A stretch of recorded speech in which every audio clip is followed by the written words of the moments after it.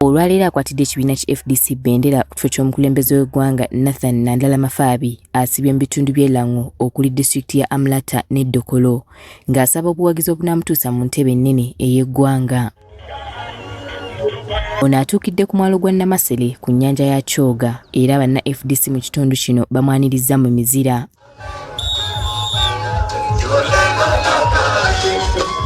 Okwawukanako nga bulijjo abeeno babadde mu ssanyu eritagambika era basoose kuyimba nnyimba za ggwanga.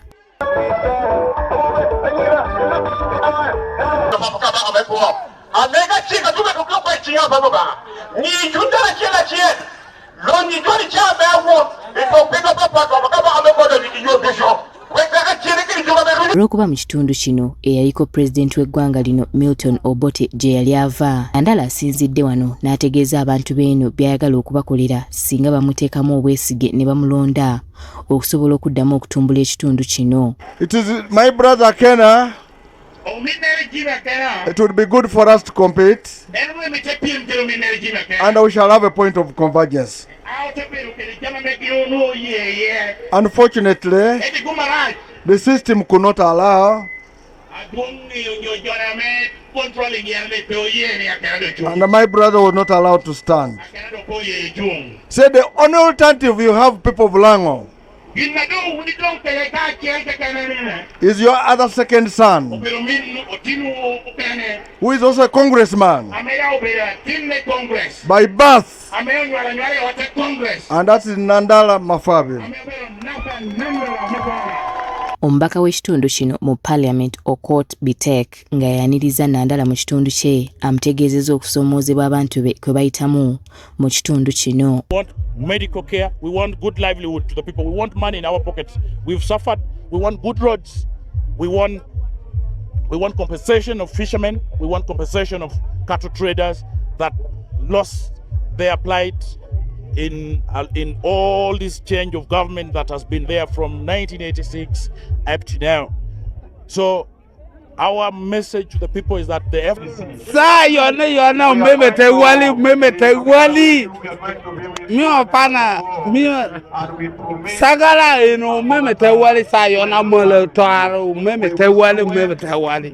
oluvannyuma yeesudde mu ddene okwolekera disitulikiti y'e Dokolo nayo gy'ayogeredde n'abawagizi be.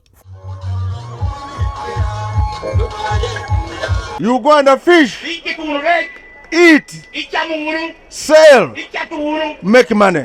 Why should somebody come and remove you from what God gave you? Bano abasabye okumuwa akalulu asobole okukyusa ebyenfuna ebisusse okutawaanya bannayuganda. I come with solutions, and these solutions will be the best.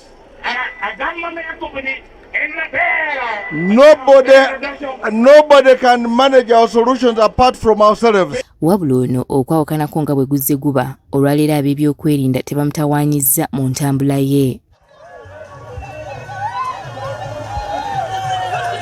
Era talemye kwogera kulima cotton okwaggwawo mu bitundu bino ate ng'abantu beeno mwe bali bajja ekyokulya. So people cannot accept such an act.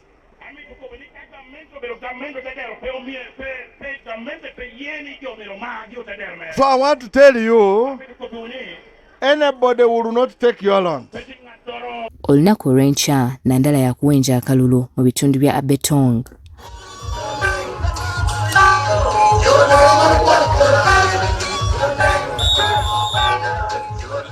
Winnie Tesana Kayenja, agafe yo ku Spark TV.